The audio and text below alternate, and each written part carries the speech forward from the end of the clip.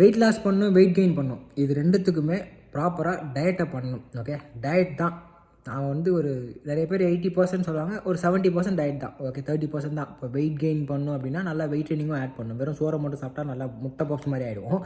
Okay, ரெண்டாவது வந்து weight loss பண்ணோம் அப்படின்னா சாப்பிடாமே இருந்துட்டு ஓகே ட்ரைனிங் பண்ணல அப்படின்னா லைக் நல்லா வெயிட் லாஸ் ஆகிருக்கும், ஆனால் அன்ஹெல்த்தியாக ஃபீல் இருக்கும். அப்படியே ஒரு ஆக்டிவாகவே இருக்க மாட்டீங்க, ஆக்டிவிட்டியே இல்லாதனா. ஓகே, ஆக்டிவிட்டி வேணும்.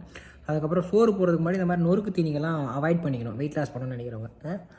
நான் சாப்பிடுவேன், ஏன்னா எனக்கு அந்த கோல்லாம் கிடையாது. நல்லா சாப்பிடு, நல்லா உழைச்சது அது நல்லா சாப்பிட்டது செரிச்சதுக்கப்புறம் மீதி இருக்கிறத ஒர்க் அவுட் பண்ணி உழைச்சி செரிச்சிருங்க அப்படின்னா அது நம்மளோட கான்செப்ட். ஓகேவா? அதுக்காக நமக்கு இது இந்த வீடியோவை பார்த்து தான் டெமிட் ஆகிடுச்சு எனக்கு, நீங்கள் டெமிட் பண்ணுறான் அப்படிலாம் சொன்னீங்கன்னா அது தப்பு. ஓகே, அது ஏற்றுக்கப்படாத ஒன்று. பிடிச்சா சாப்பிடுங்க, தப்பு இல்லை. நாளைக்கு ஒர்க் அவுட் பண்ணி பர்ன் பண்ணிக்கோங்க. ஓகே, கோலை ஸ்பெசிஃபிக்காக போனால் கண்டிப்பாக கோல் சக்ஸஸ்ஃபுல் ஆகிடும். புரியுதா? புண்ணா திரும்ப